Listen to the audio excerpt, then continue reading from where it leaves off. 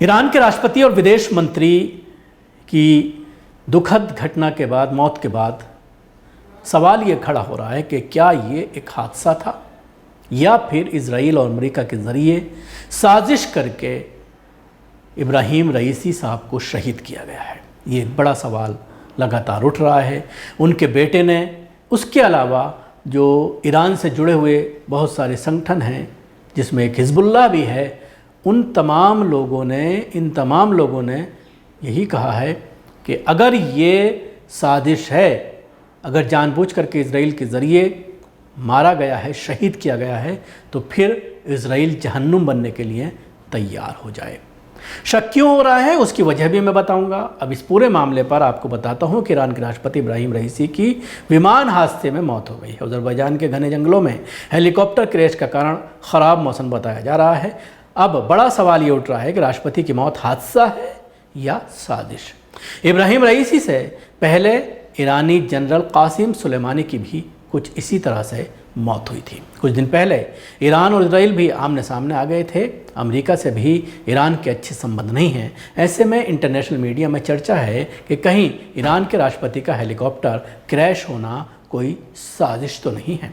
इस क्रैश में जिन लोगों की मौत हुई है उसमें राष्ट्रपति इब्राहिम रईसी, विदेश मंत्री हुसैन अमीर अब्दुल्लाहिन, उसके अलावा पूर्व अज़रबैजान प्रांत के गवर्नर मलिक रहमती, आयतुल्लाह सैयद मोहम्मद अली अल हाशम ये इमाम थे, सरदार सैयद मेहदी मौसवी, इसके अलावा पायलट, को pilot, crew chief, head of security और बॉडीगार्ड, ये तमाम लोग तकरीबन 9-10 लोग हैं जिनके बारे में ये बताया जा रहा है कि इस जो है प्लेन में उनकी मौत हो गई है। ऑफिशियल अनाउंसमेंट ईरान सरकार के ज़रिए ये कर दिया गया है कि मौत जो है ईरान के प्रेसिडेंट की मौत इब्राहिम रईसी की हो चुकी है।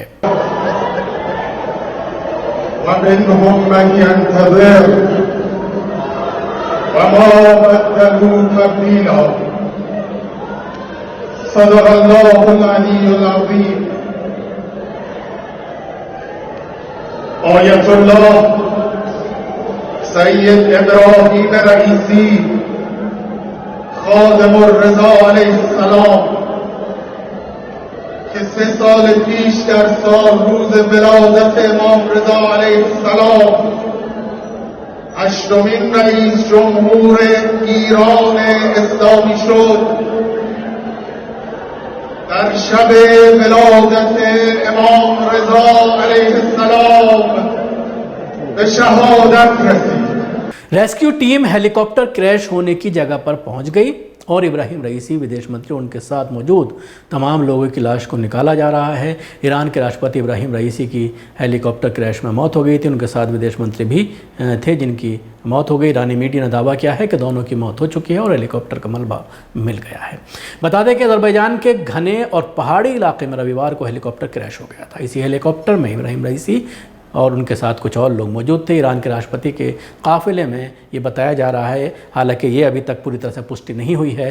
कहीं ना कहीं ये खबरें कुछ पोर्टल पर पड़ी हुई हैं जिसमें ये कहा जा रहा है, दावा किया जा रहा है कि उनके साथ काफ़िले में 2 और हेलीकॉप्टर मौजूद थे जो कि अज़रबैजान की सीमा पर एक बांध का उद्घाटन कर वापस लौट रहे थे। शुरुआती जानकारी के मुताबिक ख़राब मौसम और धुंध के चलते उत्तर पश्चिम के अज़रबैजान की सीमा के जोल्फा शहर के पास रईसी का हेलीकॉप्टर हादसे का शिकार हो गया।